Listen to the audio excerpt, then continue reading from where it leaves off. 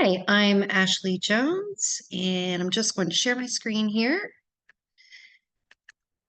And this is our introductions assignment for social work 4374.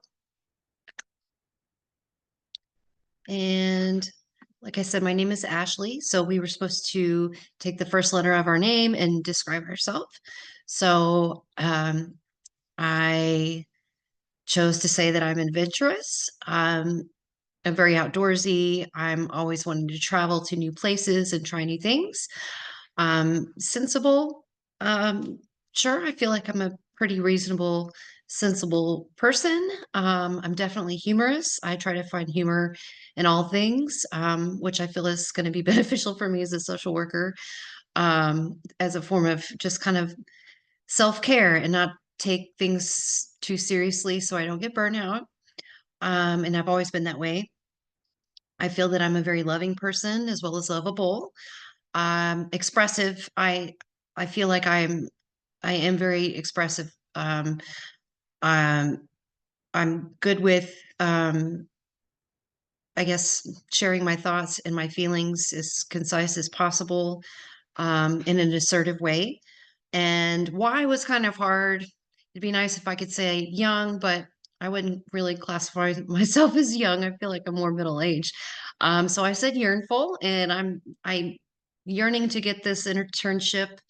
Um, uh, you know, I guess I'm yearnful to do this as well as get it done, because I'm very excited about all the opportunities presented, to learn as well as graduating. I've been trying to graduate for a long time. I'm very excited about it. So, okay, so I am placed at the Travis County Sheriff's Office Correctional Complex, and I'm working in the reentry programs department. And this is the county jail in Del Valley. And some of the services that the reentry program provides, classes with or about organizations that assist with inmates with basic needs. MAP, for one, is health insurance. MAP is also called Central Health. And what this program does is if inmates, if they qualify, meaning they don't have any disciplinary marks or they're minimum or medium security, they can come over to the programs building and fill out an application that we help them with. And then it gets submitted, and then they get their MAP card, and it's ready for them when they are released. And so there's that way they can have instant access as soon as they're released. And if they end up going to prison, let's say they're waiting for trial and that doesn't go their way, it'll come back to the program's office and it'll be shredded. And they're made very aware of that. So, it's just we don't know what's going to happen with them, and they don't particularly know either. But this program tries to set them up if they were to be released, so they can have things like health insurance immediately, which is healthcare, like doctor's visits, dental, vision, and there's even a program where they will, if they have a problem with their feet, they can see a podiatrist while they're in jail. Everything else starts as soon as they're released. They don't really have access to it otherwise unless they're released. Housing assistance, a lot of them are unhoused upon release. A lot of them are unhoused before or when they're arrested. So um, part of the reentry program helps them find housing for people who were previously incarcerated, on probation, on parole, and whatnot with a criminal record. Clothing resources, resources to have access to cell phones, computer labs, laundry, and bus pass resources as well. Food access, meaning like food stamps or food banks. Mental health resources, which are not covered in MAPS, and they're made aware of that, but we provide them with places where they can get screened and have access for mental health care if needed. Job readiness classes, substance use disorder resources. So also another thing that a lot of them struggle with is might not have an ID or their social security card or have any idea where their birth certificate is. So we help find resources to help them obtain those documentations easy. Education is also one. GED classes are provided. The reentry program is not the one responsible for that, but interns like me help inmates with basic math needs or basic reading.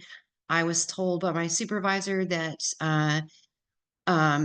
if they want to try for GED classes, I'm able to sit one-on-one with them. A lot of them maybe struggle to read, never finished high school, or some even didn't even make it through middle school. And they really want an opportunity while they're there to learn and try to get that GED. And we also provide resources for other, educational opportunities. Maybe they graduated high school and they end up in jail and decide they want to try to go to college.